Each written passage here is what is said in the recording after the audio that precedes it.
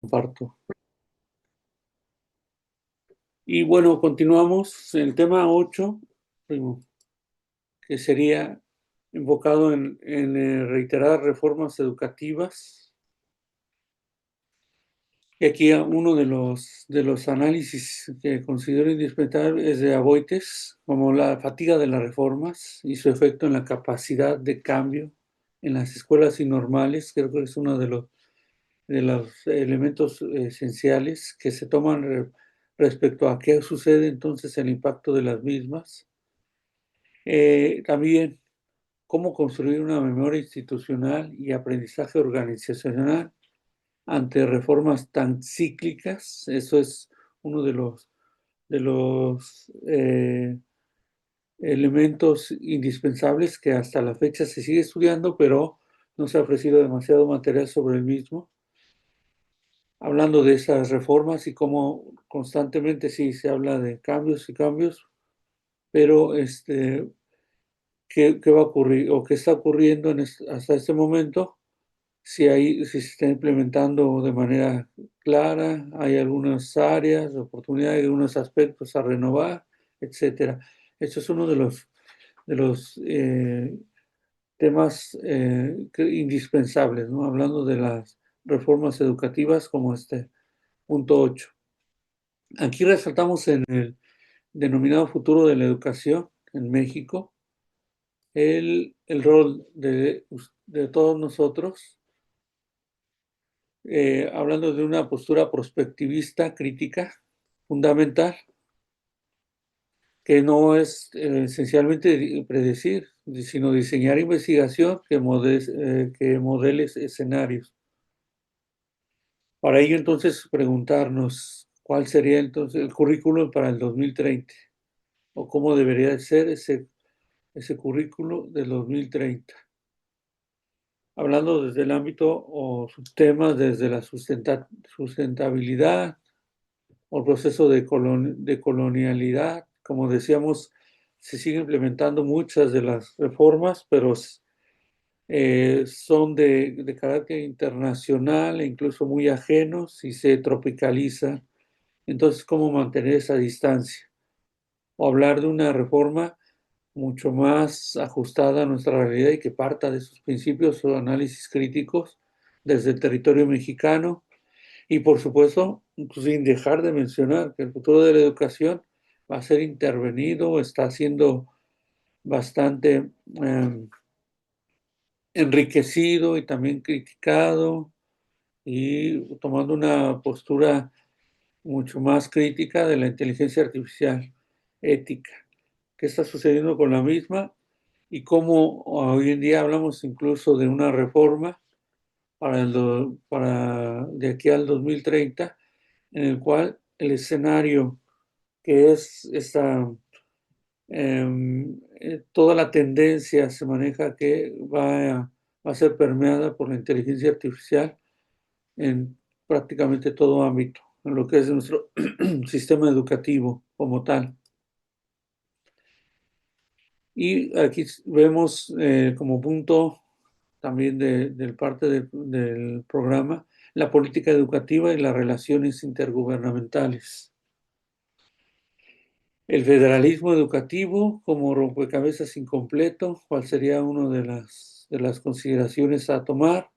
Los casos de los estados que han implementado reformas de manera innovadora, ejemplo en Oaxaca, con esa educación comunitaria, otro de los aspectos que ya retomaba el maestro Julián, respecto a lo que están implementando allá en Puebla o en la localidad, desde este modelo cubano, contra los estados con bajo capacidad o capacidad, pues se menciona desde el ámbito muy fuerte de la capacidad estructural que llega a tener los estados, me refiero a las localidades o comunidades, y aquí nunca está de más hablar de ese análisis de política pública comparada entre las entidades federativas que son los que vamos a abordar, intentando dar un panorama específico y comparativo de lo que sucede entre el estado, por ejemplo, de Puebla, lo que sucede en Veracruz,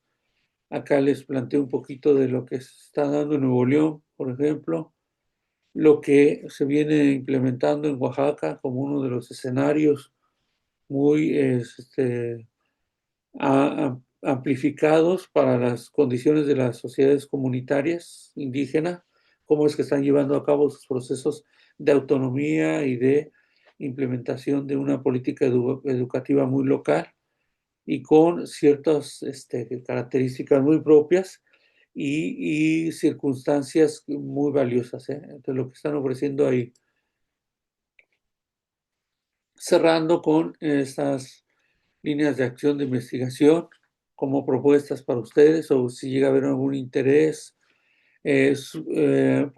Como primer punto, superar la descripción y avanzar en la explicación y la propuesta, que en realidad eso también es como uno de los ejes de este seminario.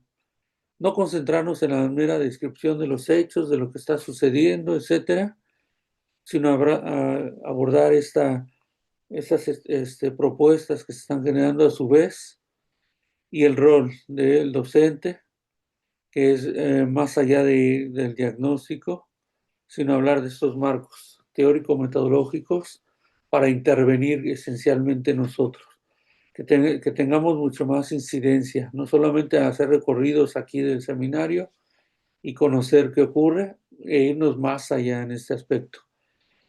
O como segundo elemento esencial que se busca eh, abordar es focalizar en la formación docente. No quiero dejar de hablar de esto, que si, que si hay que investigar cómo se está o no transformando las normales y las universidades formadoras de docentes y preguntarnos si se sigue reproduciendo modelos tradicionales frente a reformas innovadoras.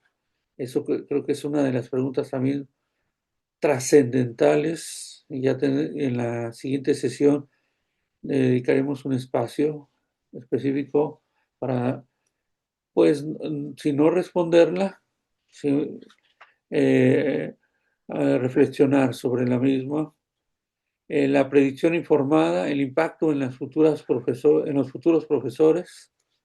Si hablamos de, habrá que cerrar estas tres brechas o tres grandes brechas en las cuales aquí abordaremos.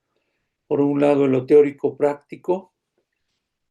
Sí, siempre se da un discurso de carácter competencial, ahorita de las reformas, como les menciono, el paradigma ahorita me habla de una condición de competencias y la formación didáctica concreta que todos nosotros recibimos, ya sea desde lo digital, esas habilidades que estamos formando y que constantemente estamos desaprendiendo y aprendiendo, otro de los factores, y como la formación y cómo esta formación actual se ha visto permeada o no en las normales, otro de los ejemplos, ético-político, otro de esos paradigmas, entre formar un docente técnico o un docente crítico y agente comunitario. Estas son dos posturas también bien indispensables de retomar, cómo se nos exige constantemente estar en preparación como docentes en el ámbito técnico, pero a su vez, yo creo que aquí viene una exigencia muy personal, cada uno de nosotros la va formando, la va desarrollando, va de manera implícita y explícita, pues tomando una posición crítica sobre lo que es las reformas y su implementación en sí.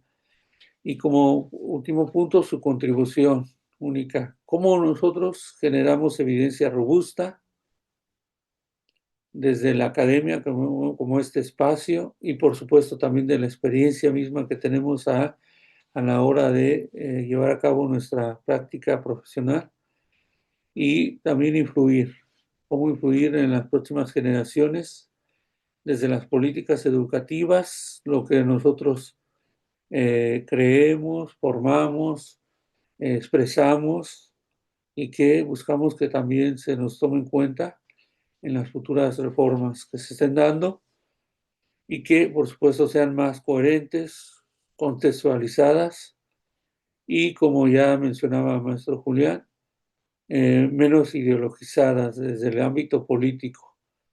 aunque sabemos que es complicado, dado que pues llegan los grupos políticos a tomar el poder y querámoslo o no, traen su proyecto, su idea de nación, su propuesta educativa, y entonces, como diría el doctor Gil Antón, especialista en reforma educativa y investigaciones de carácter educativo en el Colegio de México, pues nosotros los docentes somos como unos muñequitos de plastilina que constantemente estamos haciendo cambios. ¿Por qué? Porque se implementa una reforma, nos empiezan a mencionar, dice hay que prepararnos para la misma, conocerla y después implementarla, bajarla hasta el terreno de nuestras aulas. Como les digo, nuestros laboratorios constantes de experiencia. Y aquí, bueno, en el siguiente apartado nos vamos a acercar auxiliándonos en estas maravillosas tecnologías y lo que nos ofrece para dar un panorama muy general como primera apertura a lo que es la reforma educativa y lo que está sucediendo hasta el momento.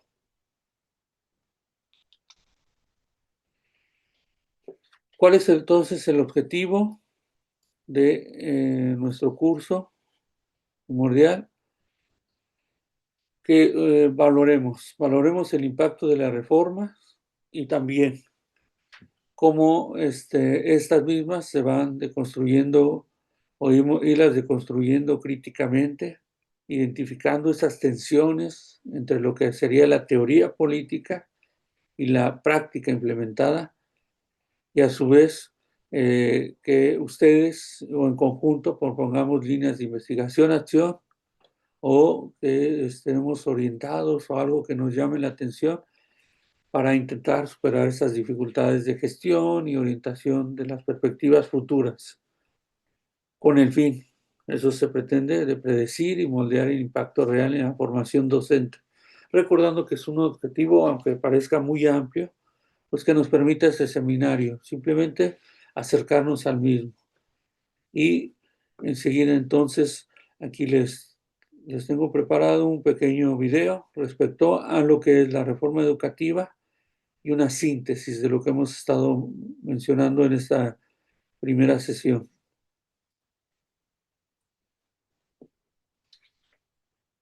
Vamos a analizar a fondo el ciclo, a veces interminable, de las reformas educativas. La idea es entender cómo lo ven los expertos y, sobre todo, qué podemos sacar en claro de todo ello. A ver, esta sensación nos suena, ¿verdad? Parece que cada 2 por 3 oímos hablar de un nuevo plan, una nueva ley, que promete que esta vez sí va a ser la revolución en las aulas. Pero claro, aquí está el kit de la cuestión. ¿Tanto cambio significa de verdad que estamos progresando? ¿O es más bien una sensación de movimiento sin avanzar? Pues esa es la tensión que vamos a explorar. Bueno, empecemos por un concepto que los investigadores, como por ejemplo Aboites, ya señalaban como un problema bastante serio hace tiempo. Lo llamaron la fatiga de reformas. Pensemos en esto un momento porque es clave. Este ciclo sin fin de cambios agota al profesorado, agota a los centros. Y cuando el personal está exhausto, ¿qué capacidad real queda para que un cambio, por muy bueno que sea, se pueda sentar y funcionar? Pues muy poca. Entonces, ¿cómo le hacen los expertos para ir más allá de los titulares, de los discursos oficiales? Pues resulta que tienen una especie de herramienta para no quedarse en la superficie de las cosas. Se llama paradigma sociocrítico. Y para que nos entendamos, es como si tuvieran unas gafas especiales, una lente de aumento que les permite mirar las políticas educativas no por lo que dicen ser, sino por lo que realmente provocan y a quién benefician de verdad. O sea, lo que hace esta lente crítica, en esencia, es desmontar el relato oficial. Se pregunta, bueno, ¿quién tiene el poder aquí? ¿Qué intereses hay detrás de esta medida? Y lo más importante, le da voz y prioridad a quienes viven la educación cada día, al profesorado, al alumnado, a las familias. Y ojo, que este enfoque no es pura teoría, ¿eh? Lleva a los investigadores a plantear preguntas muy directas y a veces, pues sí, bastante incómodas. La primera pregunta es de cajón. A ver, ¿esta reforma responde a una necesidad real que hay en las aulas o es más bien una respuesta a presiones de fuera para quedar bien en los rankings internacionales como el de la OCDE? Luego se fijan en esa distancia que casi siempre hay entre lo que dice el papel y la pura realidad. ¿Cómo se vive esta reforma en el día a día de una clase? ¿Cómo la adapta el profesorado? o incluso cómo se las ingenian para resistirse a ciertas cosas y poder seguir haciendo bien su trabajo. Y quizás la pregunta más potente de todas: ¿quién no estaba en la sala cuando se cocinó esta reforma? ¿Qué voces se han quedado fuera, se han ignorado? Pensemos, por ejemplo, en el profesorado de zonas rurales o en comunidades con realidades culturales muy específicas. Venga, vamos a aplicar esta lente crítica a una palabra que escuchamos sin parar, una de esas que parece que nadie discute: calidad. ¿Qué es la calidad educativa? Y aquí se ve el choque de trenes, es clarísimo. Por un lado está la definición, digamos, oficial, la que a menudo impulsan organismos que se dedican a evaluar. Para ellos, calidad es un número, una nota en un examen estándar, un puesto en un ranking. Y por otro lado, una visión crítica que dice: un momento, la calidad es algo mucho más grande. Es el bienestar del alumnado, es que lo que aprendan tenga que ver con su vida, con su cultura, es que la escuela sea un lugar donde se aprende a participar. Pero mucho cuidado, toda esta crítica no se hace con la idea de derribarlo todo y ya está, para nada. El objetivo final es precisamente construir algo mejor, con unos cimientos mucho más sólidos. Lo que busca toda esta investigación es generar pruebas, datos fiables e independientes. ¿Y para qué? Pues para que la próxima vez que se haga una reforma esté mejor pensada, para que de una vez se cierre esa brecha gigante que hay entre la teoría de los despachos y la realidad de las aulas. De hecho, los investigadores señalan tres agujeros negros, tres brechas que hay que cerrar urgentemente. La primera, la que hay entre los grandes discursos de la reforma y la formación real y práctica que reciben los profes. La segunda, la brecha digital, que es la distancia entre la tecnología que se les pide usar y las herramientas que de verdad se les da para ello. Y la tercera, la que llaman ético-política. ¿Estamos formando a técnicos que solo aplican normas o a profesionales críticos capaces de transformar su entorno? Y es que si se consiguen cerrar estas brechas, el resultado serían políticas mucho más coherentes, que de verdad tengan en cuenta el contexto de cada sitio y que se basen menos en la ideología de turno y más en lo que la evidencia nos dice que funciona. Y todo esto nos deja con una reflexión final. Si los expertos están haciendo estas preguntas tan potentes sobre las políticas educativas que nos afectan a todos, ¿no deberíamos empezar a planteárnoslas el resto? Porque al final, esta lente crítica no es una herramienta solo para académicos, es para cualquiera a quien le importe de verdad el futuro de la educación. Muy bien, aquí vemos entonces una síntesis de lo que se abordará a lo largo del seminario, que trae un paradigma sociocrítico, uno de los aspectos fundamentales en los cuales buscamos también acercarnos a las reformas educativas, conocerlas, pero no hacer un relato.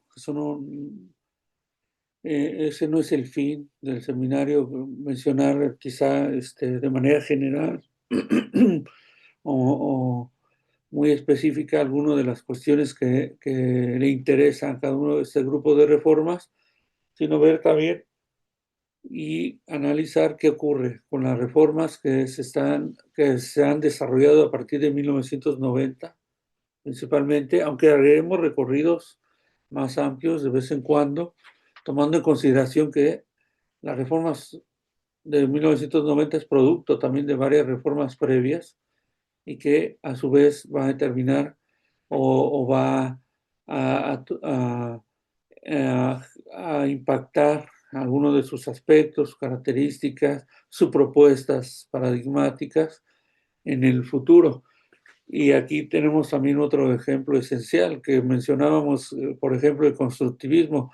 El constructivismo se retoma a principios de los 90 como uno de los ejes primordiales de una enseñanza a partir de este paradigma. Y previamente, desde los 60, ya se hablaba de los aspectos del constructivismo y sus características. A principios de los 2000, nuevamente se vuelve vigente el término, la propuesta teórica. Y esta yo creo que cada vez se va robusteciendo mucho porque sí es muy clara en su metodología, es mucho más específica, no necesariamente genera mucha controversia a la hora de llevar a cabo e implementarla, a diferencia de lo que llegamos a encontrar en otros aspectos, como es la noción que ya les mencionaba, de las competencias, o posteriormente hablamos hoy en día del humanismo o cuando hablaba de como de este paradigma en el cual se fundamenta el seminario, el sociocrítico, el cognitivo, e incluso nunca, hay que considerar también que el mismo positivismo tiene mucha vigencia en la actualidad y es factor debido a las condiciones socioculturales de nuestro país. Cuando nos hablan de muchas propuestas teóricas de carácter internacional, donde los escenarios son de 20, 25 alumnos, y ustedes y yo sabemos que nuestra realidad es muy distante a eso, donde llegamos a tener como mínimo a veces 40 alumnos, 30, y me ha tocado compartir y ver a colegas que tienen 50, 60 alumnos, y ahí donde puedes generar espacios mucho más diversos de propuestas, de estrategias, sí, prácticamente es mucho más exponencial lo que realizamos y es explicar el tema lo mejor posible y ya llegar a resolver a lo mejor dos, tres dudas, pero es complicadísimo cuando tienes muchos alumnos que atender y no solamente hablamos de un solo grupo, dos, tres, etcétera, y donde pues en cada ciclo escolar pues estamos a cargo de muchos alumnos o una buena carga de estudiantes. No sé si tengan dudas sobre lo que acabamos de abordar hasta este momento. ¿Algún comentario sobre el mismo? Y ella, pues. Este, los comentarios sobre pues, las grandes brechas que existen en la educación. Yo creo que la cuestión de la brecha digital, yo pues como tengo pues, siempre digo la fortuna de pertenecer al sector privado y al sector público, y sí veo la brecha digital como pues como una parte que en lugar de irse cerrando, se va abriendo cada vez más. Hablaba el profesor Julián anteriormente sobre algún modelo que allá en donde está él en Puebla están adoptando como parte de estas cuestiones de la educación en Cuba. Híjole, se me hace una cuestión muy peligrosa. Yo en la semana tuve la oportunidad de platicar de viva voz, de forma personal, con un profesor cubano que vino aquí de visita mm, por parte del gobierno, por parte de la institución privada a la que pertenezco, porque ahí el Colegio La Salle tiene unas obras de beneficencia en Cuba y él está ahí. Y lo que él describía, ¿no? Una parte de su exposición fue describir su día a día como profesor en Cuba.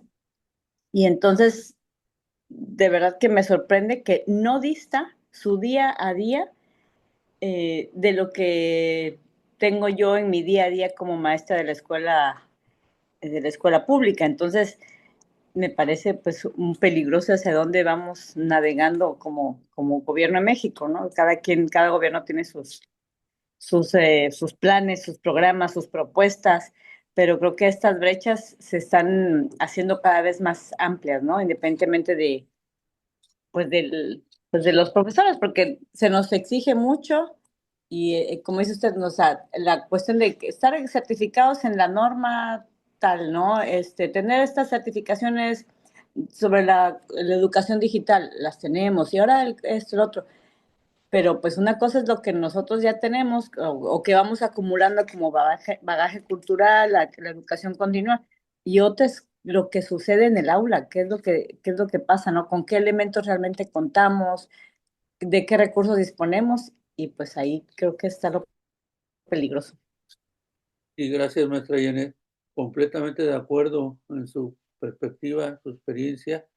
Y como usted resalta, cuando tiene esta fortuna de hacer comparativo entre un sistema privado y un sistema público, sí es diametralmente opuesto, dadas las circunstancias, como resalta, de la falta, carencia. Y otro aspecto que también usted recalca al final, a nosotros nos piden estar preparados y lo hacemos, o nos interesamos, nos acercamos, conocemos, pero cuando ya estamos en nuestras realidades, resulta que hay carencias, no solamente de los materiales, de los insumos, sino también los alumnos presentan grandes lagunas o hay desorientación. Y eso es otro de los factores primordiales. Ahí yo me atrevo a decirlo y con toda apertura, porque creo que ustedes también lo habrán notado. Los alumnos conocen las redes sociales, pero no gestionan las herramientas. No saben de buscar la información, no saben trabajar en plataformas. Les pides una presentación y es complicado que te hagan una presentación justa, no saturada. Siempre les estoy comentando eso. Y son universitarios. Ahí como la maestra Sonia me toca esa experiencia y dices, claro, cómo llegan y con grandes eh, faltas o quizá no hay una cierta experiencia en el trabajo en las tecnologías o en las herramientas digitales y les dices, pues hay que preparar una presentación porque van a realizar una exposición. Y cuando ves sus presentaciones, las saturan, se las ponen a leer, por ejemplo, hablando de eso, y ya es cuando vuelves a retomar aspectos que consideras que ya deben de bueno, tener cierta noción mínima y donde les dices, pues es que no hay que saturarla, hay que dinamizarla más, usa diversas plataformas, se les sugieres, etcétera, y la tienen. Algunos, y no sé, que también habrán notado, pues habrá carencias sobre todo en las públicas, escuelas públicas, pero eso sí, nunca les falta un celular a los estudiantes. Y ahí es donde nosotros entramos con nuestra experiencia y usamos todos los recursos y pues digo, pues si traes ese celular, hay que usarlo en determinadas actividades y eso también tomando en consideración que hay un riesgo, que se metan a otros espacios o que no pongan atención, etcétera, pues dices, tenemos a nuestro alcance esa tecnología y que se está volviendo parte imprescindible de nuestro día cotidiano, nuestra vida, pues, ¿por qué no usarla, no? Acercarnos a las mismas, pero también orientarlo, decirle cómo trabajar en ese aspecto, etcétera. No sé si tengan algún otro comentario, duda respecto a lo que hemos estado abordando en esta gran introducción a lo que serían las reformas educativas. Sí, doctor, yo quiero nada más comentar Adelante. con respecto a que, bueno, ahí lo mencionaba en sus diapositivas, de que realmente, pues, a quienes toman en cuenta para ir haciendo estos cambios, ¿no? Ellos simplemente están detrás de un escritorio, inventando, porque como lo mencionó la maestra Janet, lo que se ve realmente es en el aula. Ahí es donde vemos la realidad y eso no es tomado en cuenta. Otro aspecto también se exige que, bueno, hay que mejorar la educación, hay que combatir el rezago, que salimos en últimos lugares de aprovechamiento en las gráficas, pero tampoco toman en cuenta que hay muchas escuelas que son unitarias, son bidocentes y la escasez de maestros también, porque hace mucha falta que manden maestros a las escuelas, porque aunque sean poquitos alumnos, aunque sean grupos muy pequeños, no dejan de ser varios grados los que hay que atender. Correcto. Entonces, ahí como que se complica más el trabajo del docente, porque pues tiene que preparar material para varios grados diferentes, ¿no? Todos los grandes retos, ¿verdad, maestra Rosy, que uno se enfrenta? No solamente estamos hablando de preparación del docente, estar al día en las cuestiones de los avances tecnológicos, replantearnos qué ofrecemos, cuáles son nuestras prácticas, etcétera, sino también tomar en consideración los escenarios, las dificultades, tanto internas como externas. Es complejo, hablando de todos estos conjuntos de factores, que es multifactorial, diríamos, respecto a nuestra condición. Y creo que esto es bien valioso, darnos cuenta, bueno, nosotros lo sabemos, pero también expresarlo constantemente en diferentes ámbitos, auditorios, etcétera.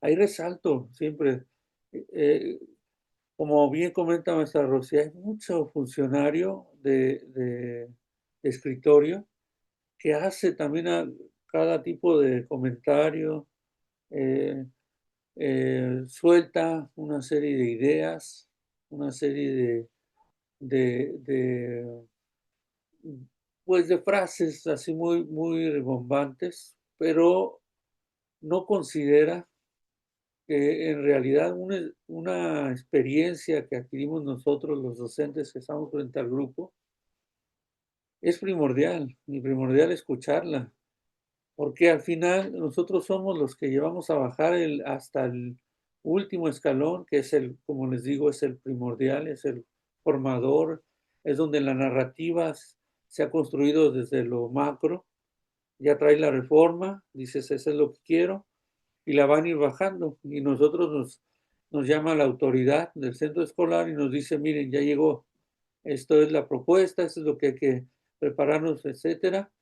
Y nosotros sabemos que son vaivenes y que hay nuevas propuestas, paradigmas, como les comento, teorías, y dicen, pues hay que otra vez a volver a retomarla, porque es eso, ¿eh? No se crean que tampoco una propuesta teórica en todo ámbito, no nada más en el educativo, viene totalmente nueva y innovadora al 100%, no, hay ocasiones que se retoman, se reciclan, hay características que son importantes o que se consideran importantes y dicen hay que incorporarlas, etcétera, y nosotros ya traemos esa habilidad.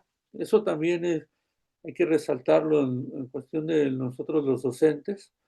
Ya traemos la habilidad y tenemos ciertas herramientas, tanto cognitivas como de formativas, y que implementamos a raíz de lo que se venga. Y dicen, pues hay otra nueva, y nunca vamos a decirles realmente, pues no, ya nos ajustamos, tomamos las nuevas medidas, incorporamos esas ideas, etcétera, y las volvemos a implementar en el aula.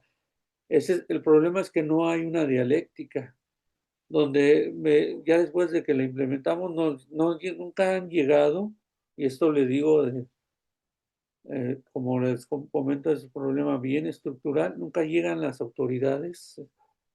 Tengo poca experiencia, 20 años, ustedes yo creo que cuentan con más experiencia que yo en educación, pero nunca se han acercado posteriormente, tanto autoridades, etcétera, a ver cómo les va. A lo mejor sí el directivo, pero a nivel macro o de la misma reforma, ¿qué opinan? ¿Cuáles son los cambios que debemos de hacer, ajustar, prescindir de algún aspecto, etcétera? Y ahí es donde viene otra vez esos vicios y este problema que se vuelve un circular, porque nuevamente tenemos dificultades, situaciones, y decimos, pues, ¿cómo vamos a mejorar este aspecto si ni siquiera nos preguntan nuevamente cómo va la implementación de la misma? Y eso es constante, eso siempre se da y ahí viene entonces la fortuna nuestra de conocerlas, valorarlas y, ¿por qué no?, hablar de nuestro gran grano de arena que aportamos desde el ámbito de nuestra circunstancia en el aula, pero a la hora de estar en nuestros consejos técnicos escolares o en las reuniones académicas, lo expresamos y mencionamos ahí, pues nos ha resultado esto y empezamos a, a proponer, a mejorar, etcétera. No sé si tengan alguna otra duda respecto a esto. Vamos cerrando porque ya me mandó mensaje en 5 minutos, menos de 5 minutos tenemos para ir dándole cierre a esto. No, profesor. Muy bien. Aquí como conclusión a nuestro primer día del seminario, o nuestra primera parte de este seminario interesante. Aquí vamos a considerar, ¿no? Que siempre se han dado reformas sucesivas y el fin es claro, considero que honesto, porque recordemos instituciones como la Secretaría de Educación Pública, pues sí, presenta a sus directivos, jefes de área, etcétera, pero la mayoría de la gente que trabaja en estas instituciones, en los centros escolares, pues ya lleva años y tiene una serie de experiencias y de propuestas de verdad va con una idea de mejorar la calidad, de equidad y cobertura de las instituciones. Simplemente es porque cuando se está hablando de incorporar un nuevo ámbito de la reforma, es cuando ahí vienen las tensiones. Y aquí es lo que nos vamos a permitir nosotros, examinarlas. Pero estas reformas de carácter curricular, ojo con lo que planteo aquí, no nos vamos a centrar con esas posturas internacionales que nos dicen que tanto se está llevando a cabo de carácter cuantitativo, etcétera, sino el aspecto de ya cuando lo implementamos en el aula y conocer esos programas, en el aspecto del ámbito de la calidad, como ya mencionábamos, también hay de construir el concepto mismo, las políticas de incentivos, es así hacerlo una reflexión constante y darnos cuenta que no necesariamente es positivo este aspecto de incentivar o de buscar incentivar desde ámbito netamente comparativo, sin mencionar o tomar en consideración los aspectos geográficos aquí, por ejemplo, esta sesión, este seminario, pues es una visión desde distintos escenarios o situaciones. Aquí estoy en el norte, ustedes ahí en Veracruz, ahorita con este problemón que acaba de pasar de las lluvias, circunstancias, en Puebla, que también hay unas características propias, definidas, etcétera. Y estas relaciones, ¿no?, que se establecen entre los centros escolares y las políticas, que como les digo, siempre encontramos tanto autoridades por un lado y los actores en los cuales nosotros nos ubicamos. Y esto nos va a permitir, pues, considerar en qué contexto nos estamos desenvolviendo, cuáles son las circunstancias y definido esto, ahora sí, hablar de la pertinencia de nuestras capacidades de intervención, nuestras formas de operar y nuestras formas de conocer, etcétera. Aquí voy a quitar la presentación porque en menos de un minuto ahí estamos cerrando. Ahí les agradecería mucho, sí, a ver, dejo de compartir también voy a abrirla un poquito a ver si alcanzamos a tomar una imagen ahí para tener nuestra evidencia, del grupo. A ver que lo voy a cambiar aquí a la galería. Aquí aparecemos todos. Y tomar una fotografía, una captura como evidencia, ¿no? Y ahí la pongo también en la página de nuestra plataforma de Jean-Pierre. A la cuenta de 3, ahí voy a hacer 1, 2 y 3. Muchísimas gracias por su participación. Estaremos viéndonos y espero que resulte interesante. Cualquier situación que tengan ahí lo comentamos en el grupo de WhatsApp respecto al trabajo, cualquier cosa, pues ustedes ahí con confianza. Y lo estoy acelerando porque ya me está correteando aquí el Zoom. No sé si tengan algún comentario final o alguna duda. Sí, las fechas de entrega del trabajo